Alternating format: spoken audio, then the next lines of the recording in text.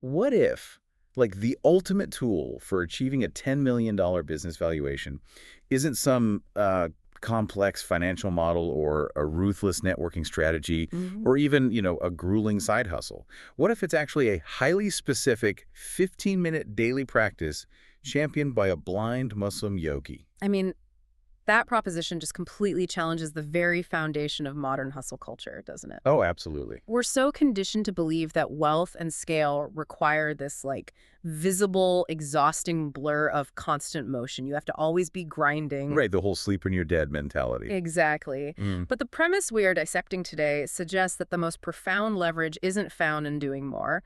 It's actually found in the structural rewiring of how you operate at a Bitcoin level. Welcome to this deep dive. Today, we are looking at an excerpt from a really fascinating YouTube video uploaded by a channel called the Blind Muslim Yogi.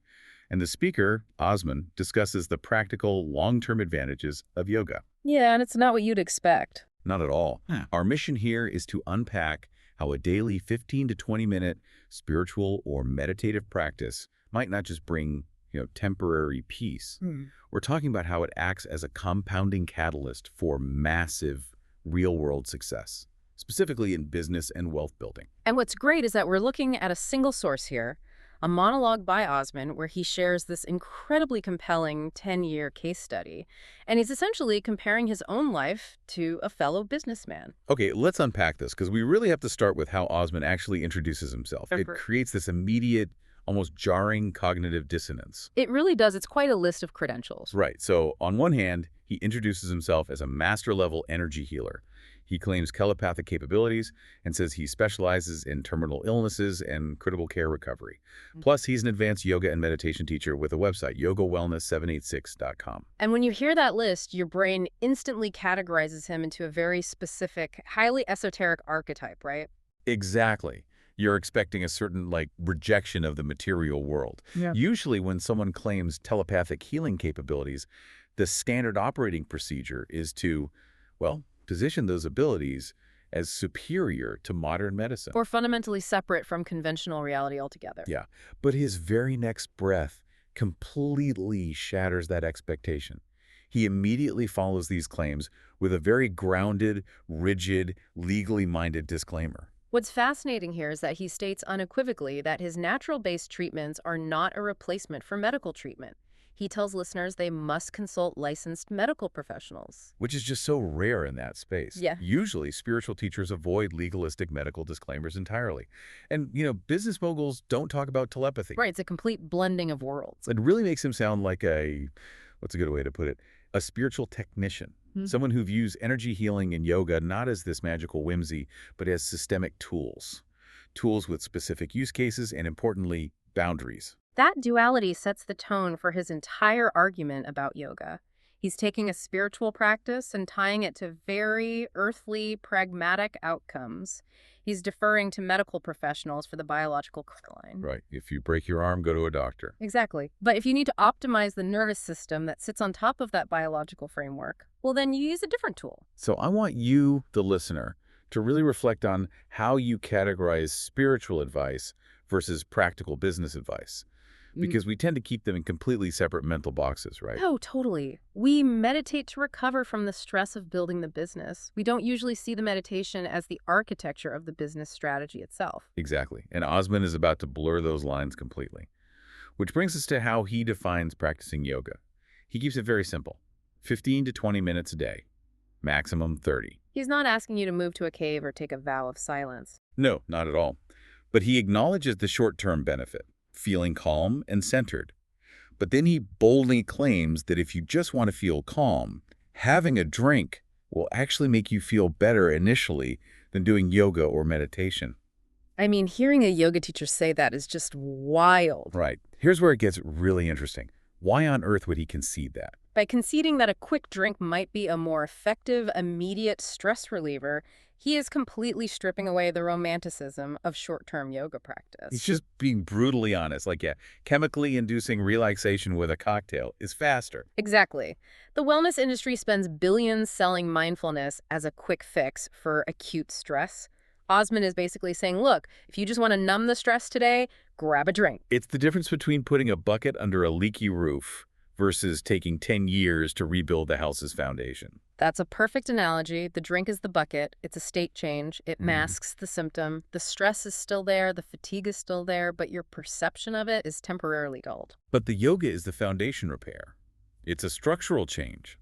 He's forcing the focus onto the long-term structural changes in the brain and in life, rather than the immediate dopamine hit. Which is incredibly hard for people to accept. And I think this explains why so many people quit foundational habits, like a daily 15-minute meditation. Oh, for sure. They try it for a week, they have a terrible day at work, and they're like, well, the yoga didn't fix my stress, so I'm stopping. Right. They're expecting the immediate payoff of a drink, when in reality, they are investing in a 10-year compounding asset. You can't judge a 10-year investment on a 5-day yield. Yeah, that makes total sense.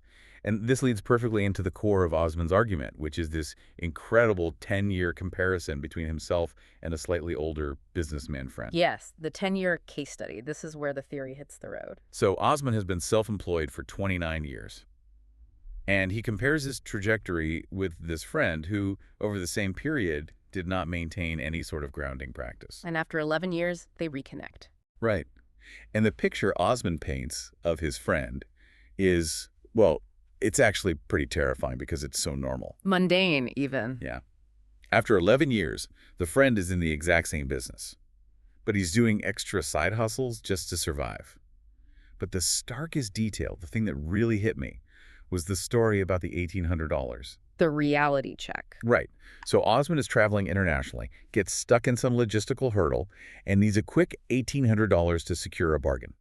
For an established businessman, a bridge loan of $1,800 should be nothing, right? It should be trivial. You just wire it immediately. Exactly. So he reaches out to this friend of 11 years, and the friend simply didn't have the disposable cash to lend him. If we connect this to the bigger picture, this is a really profound commentary on the illusion of motion in modern careers. The illusion of motion. I like that. Yeah, because the friend didn't necessarily fail. He didn't go bankrupt. He just stayed exactly where he was for a decade. Working hard for 10 years doesn't guarantee you've actually moved forward. Stagnation is basically regression when the rest of the world is moving forward. Exactly. Inflation compounds, market complexities increase. If you stay static, you're actually falling behind. And the psychological shock Osman experienced, realizing an established businessman lacked a mere $1,800 in liquid capital, it really underscores that. But I got to play devil's advocate here for a second. Go for it. Is Osman implying that his friend's lack of a 20-minute daily meditation practice is the sole reason he didn't have the $1,800? Because, I mean, that feels like a massive leap in logic. It does sound like a stretch at first glance. Right. Like businesses fail or stagnate for so many reasons: bad supply chains, bad marketing, personal issues. To pin it all on not doing yoga feels a bit reductive. Well, it would be reductive if he were claiming a direct magical causation. He isn't saying that sitting on a mat magically prints money into your bank account. Okay, so what is the mechanism then? It's about the aggregate effect of decision-making over time. Think about the cognitive load of the friend. He's taking on side hustles, he's surviving, he's constantly in a state of low-level stress. He's putting out fires all day. Exactly. When you operate from a baseline of scarcity and stress, your prefrontal cortex, the part of the brain that handles complex problem-solving and long-term planning, is compromised. You become reactive. Right, you're just reacting to whatever email just hit your inbox. Yes. Now, introduce a daily, uncompromising 15-minute practice that forces the nervous system out of that fight-or-flight state. Even if it's just for a brief window, it creates clarity. So you're saying that clarity leads to better micro-decisions. Precisely. You evaluate risk a little better, you negotiate a little more patiently. If the stressed friend makes 100 decisions a week with a 10% error rate, and Osman makes them with an 8% error rate because of a regulated nervous system. Oh, wow. Over 10 years, that compound effect is huge. Exactly. The divergence isn't linear, it's exponential. Which perfectly sets up Osman's own trajectory in this story. Because after this whole $1,800 hurdle, he returns home to incorporate a new company. And this is where we see the contrast most sharply. Yeah. He details how bank algorithms automatically approved him for a private client's wealth account, which is the highest personal level. And they gave his new business account a platinum level. The concept of algorithmic trust here is just fascinating. Right. Because banks don't care if you meditate. Exactly. The bank's algorithms are blind to his spiritual practices. They are assessing his past and current financial activities. They are essentially quantifying his success based on hard data, debt-to-income ratios, asset accumulation, transaction velocity. The machine only sees the downstream effects of that regulated mind we were just talking about. Yes. The algorithms detected a pattern of highly disciplined, low volatility, high leverage behavior, and they flagged him as platinum. And he expects this new business to make $3 million in its first year and up to $10 million after 2 years. He even mentioned securing major international contracts. He's operating on an entirely different scale. He casually mentions that even a $100 million business is just a drop in the ocean if you're trying to make billions. Right, he's really trying to reset our perspective on what scale actually means. So what does this all mean for the listener? How does a 20-minute yoga practice translate into a $10 million banking valuation? It's that compound interest of the mind. I love that phrase, compound interest of the mind. If yoga clears mental fog by just 1% every day over 10 years, you can literally see major international contracts that a stressed, stagnant mind would just completely miss. Because the stressed mind is too busy worrying about the $1,800 bridge loan. Exactly. So think about your own daily habits right now. Are they priming you to be the person who gets automatically flagged for platinum level opportunities? Or are they turning you into the person scraping together side hustles just to tread water? It's a tough question to ask yourself. It really is. But it's not all sunshine and massive valuations. Osman grounds this whole theory in a very harsh reality check. The COVID pandemic. Right. He acknowledges that the business world is brutal, and he specifically brings up the COVID period. He notes that it depleted and severely affected many small business owners. This raises an important question, though, because a meditation practice doesn't stop a global supply chain from freezing. No, obviously not. He didn't magically avoid the pandemic's impact. He admits he was depleted too. But because of his trajectory and his mindset, he avoided insolvency. Which is a massive victory in itself during that time. Huge. But more importantly, he managed to salvage what he calls major assets, specifically in property.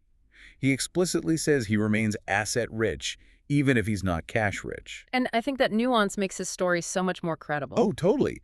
If he said, I meditated and made millions during COVID while everyone else suffered, it would sound like a scam. Right. He's acknowledging vulnerability.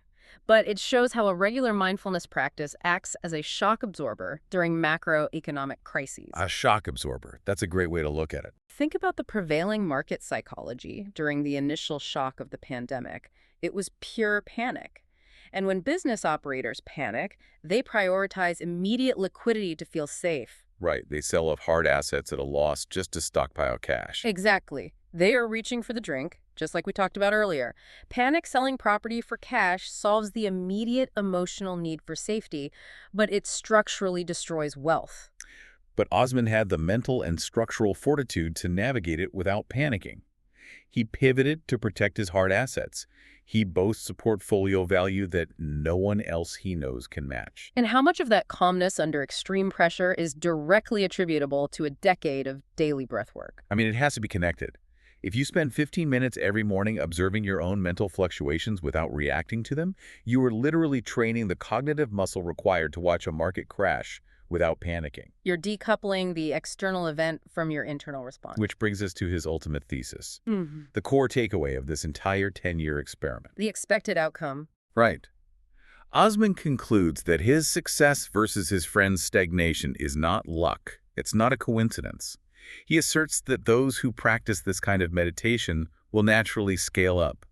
He even uses his hands to show an upward motion, while those who don't will remain on one level. But he includes a massive, massive caveat here. Yes, the catch. The firewall against magical thinking. He states that you have to focus on developing something. If you don't focus on developing a business or a skill, the yoga will not magically build it for you. I'm so glad he included that. It destroys that whole toxic manifestation trend where people think they can just sit on a cushion, visualize $1 million, and it'll just appear. Exactly. Yoga is not the engine, it is the oil. Or better yet, it's an amplifier. An amplifier. If you apply the mental clarity of yoga to a business strategy, the business scales. If you apply it to absolutely nothing, well, nothing scales. Zero amplified 1,000,000 times is still zero. It's like a magnifying glass. Oh, that's a perfect analogy. Right. Like sunlight is your time and energy. It's scattered everywhere. But the magnifying glass is the yoga. It focuses that light into a tight, intense beam. But that beam won't start a fire unless you point it at a piece of paper. Exactly. The paper is your business plan, your goals, your daily execution. Osman focused his amplified clarity on international contracts and property. His friend just had scattered light. And it takes time to start that fire, which is why progress is slow and invisible day to day. As Osman says, you really only notice the trajectory in 5 or 10-year chunks. Which is such a hard pill to swallow in an era of instant gratification. We want the result tomorrow, not in a decade. But that's the price of entry for this level of scale.